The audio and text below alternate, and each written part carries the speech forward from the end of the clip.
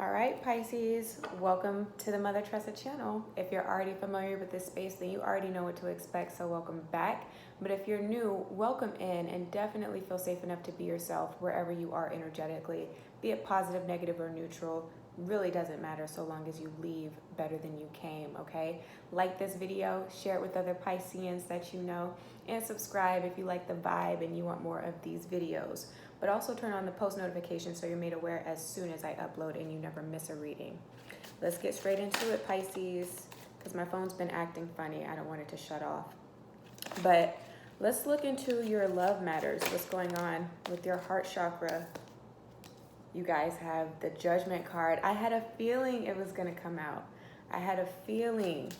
So that card is all about needing to come to terms with your past and your present in order to have a more successful future when it comes to those that you involve yourself with, that you find interest in, that you may want to develop a romantic bond with going forward, right? With this Ace of Coins. Some of you are considering whether or not it would be worthwhile to reach out to somebody potentially from the past, which is not unlikely at this time because we damn, can I speak? We are in the pre-shadow period of Venus stationing retrograde in the zodiac sign of Gemini, as most are aware that keep up with the different transits. And I feel like some of you guys, ooh, my phone's about to die.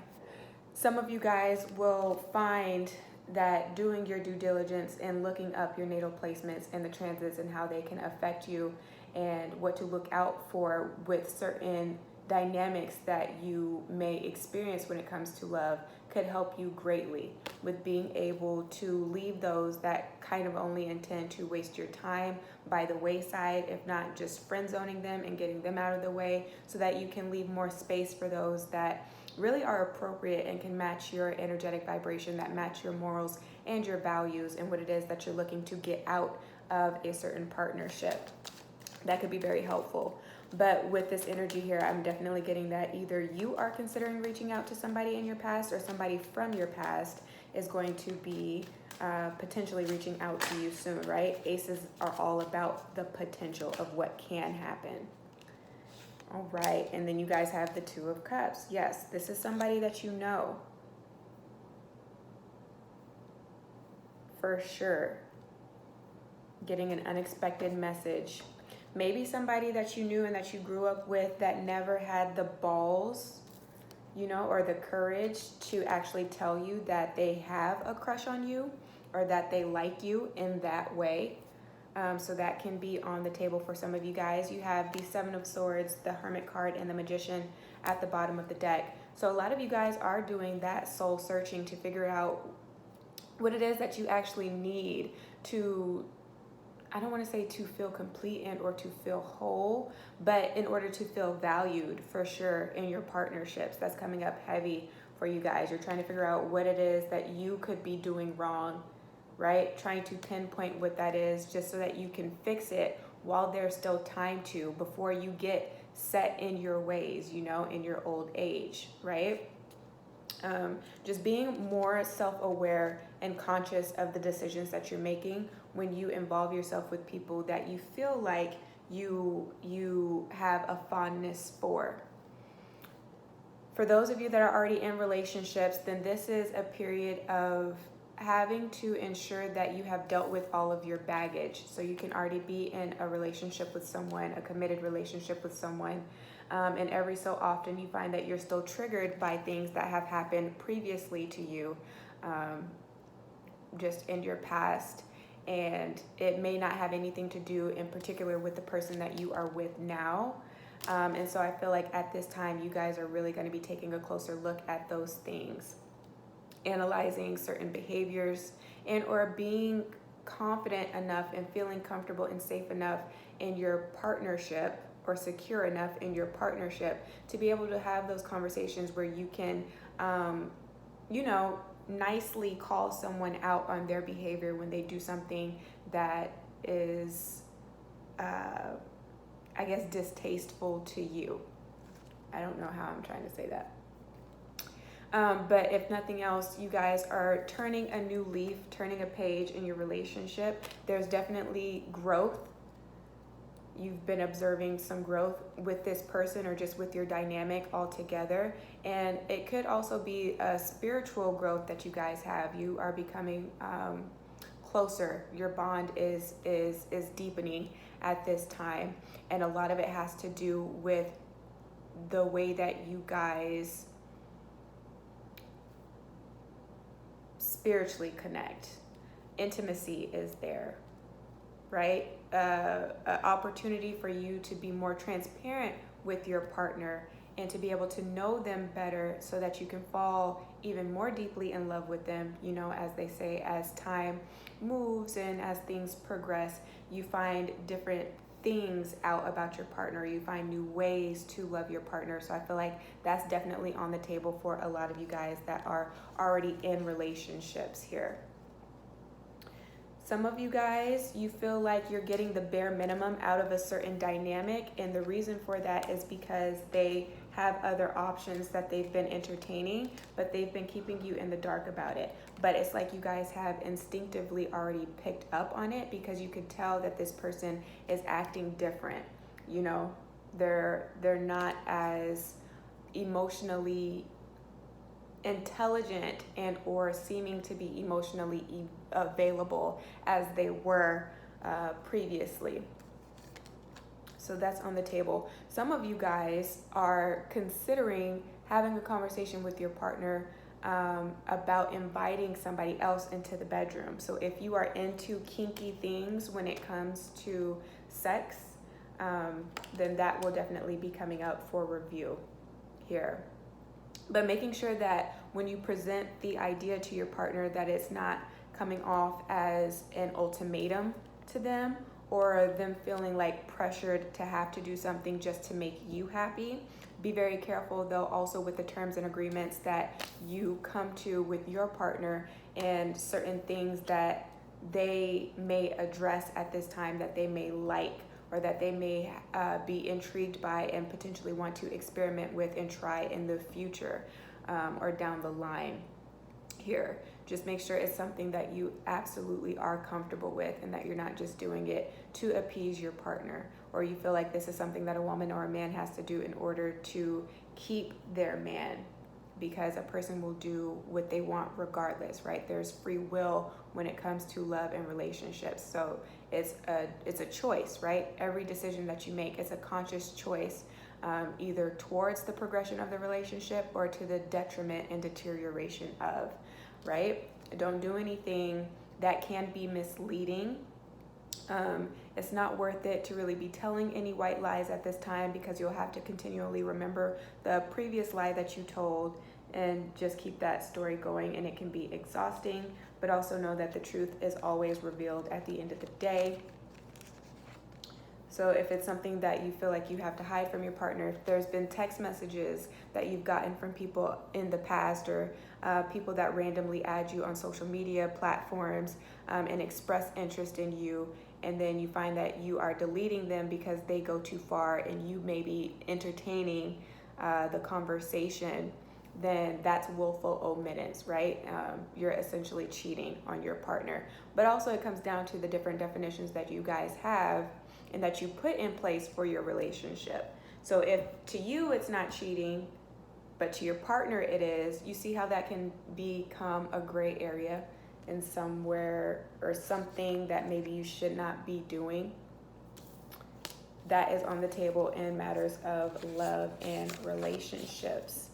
So everything looks pretty good, you know, for the most part. If you are single, I feel like you're single and you're ready to mingle with that Ace of Coins energy, but you don't necessarily know who it is that you want to give your attention to. It's kind of like you're just waiting to see who approaches you.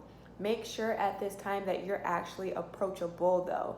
With that Two of Cups, there's definitely that sensation of wanting to entertain, right, companionship, right? You definitely feel like that is missing in your life. Make sure that you are ready for who could be coming in. you know, and that they are meeting you at the level that you're at, honestly.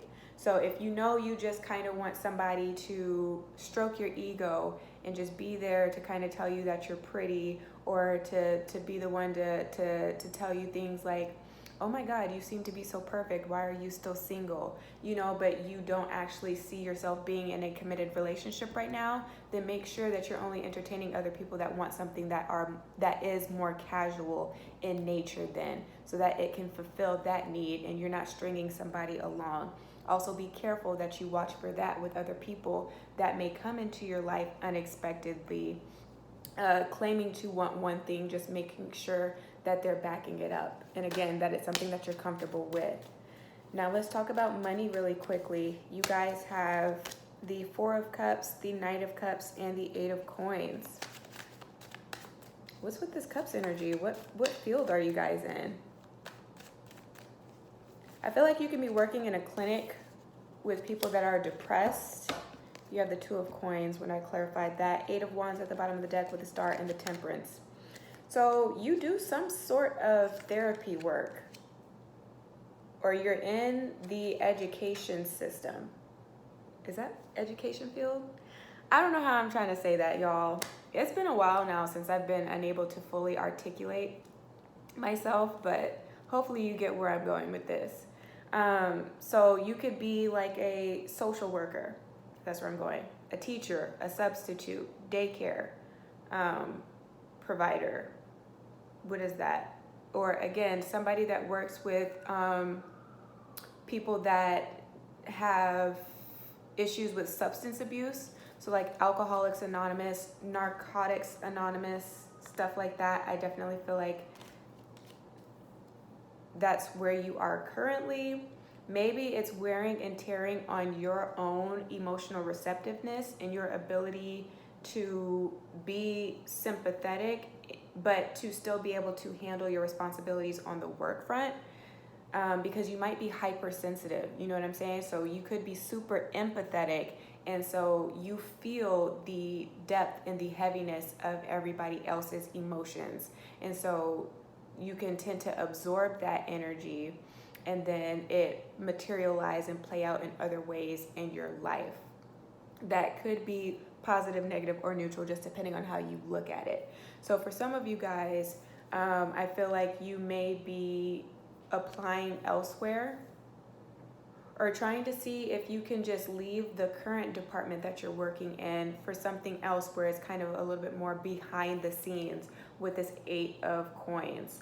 Like instead of being the frontliner, say you're a social worker and part of the requirements of the job is to go and do home visits, and you come to realize that you don't feel safe enough doing that, or again, you feel like you're too sensitive to be able to do that type of work. I feel like you're looking to do things that are more clerical in nature. So being more so like an administrative assistant or an executive assistant to somebody else, or again, just doing something that is more computer based, where maybe you can make phone calls, but you don't have to spend copious amount of time with people that just cannot regulate their own emotions. That's what I'm getting for sure. Some of you guys, you're down in the dumps because you're having a hard time with getting callbacks right now, for those that may be on the unemployment line. Or you're working two jobs, one full-time, one part-time, and it's getting to the point where you have too much on your plate. And so you're considering leaving one of those jobs, keeping one full-time for sure, but I don't feel like you can juggle anymore because you don't have any more time to cater to your other interests or to spend time with your friends and family, and or it's driving a wedge in between you and your loved one, right? You spend too much time at work, and so your partner is starting to feel neglected.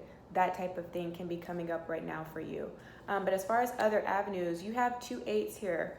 Some of you guys, you have star potential. You are an aspiring singer, actress, actor, you know, or aspiring entrepreneur, or doing something that involves the media.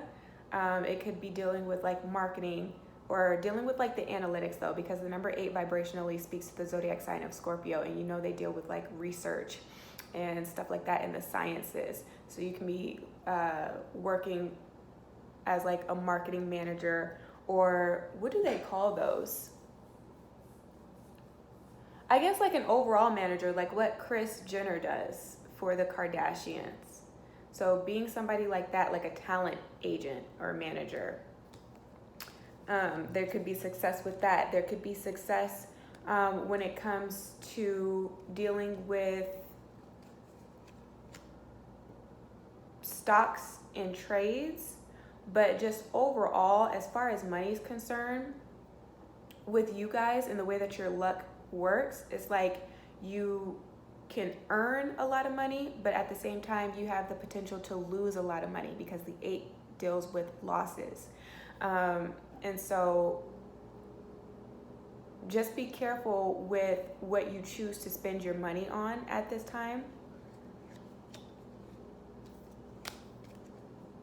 Given the state of the economy, you don't want to later look back and be like, oh, I didn't really need that, and now I'm hurting to pay my bill, you know, in order to keep the lights on, or some shit like that.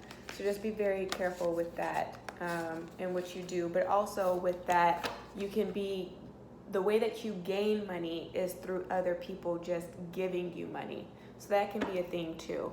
So you might marry, if you're single, into an affluent household. So your partner could have come from wealth, or has an inheritance, or has a trust fund. And that's something that they divide with you as far as assets are concerned, or they are just affluential or influential enough to be able to put you in the spotlight with that star energy. And so you gain that clout and recognition, and also financial opportunities because of what they do. So say you're married to an actor or an actress or somebody that's just in the spotlight or limelight like that, being associated with them proves to be a great benefit. So that's how you're proving to be an asset to this person, and because of that, you're able to generate wealth. So that's what I'm seeing for money, you guys. If this reading resonated, definitely give me a thumbs up. Share this with your friends and family. Subscribe if you haven't, and book with me should you need to. But if I don't hear from you, then please just take care of yourself and soul until you see me again. Ciao.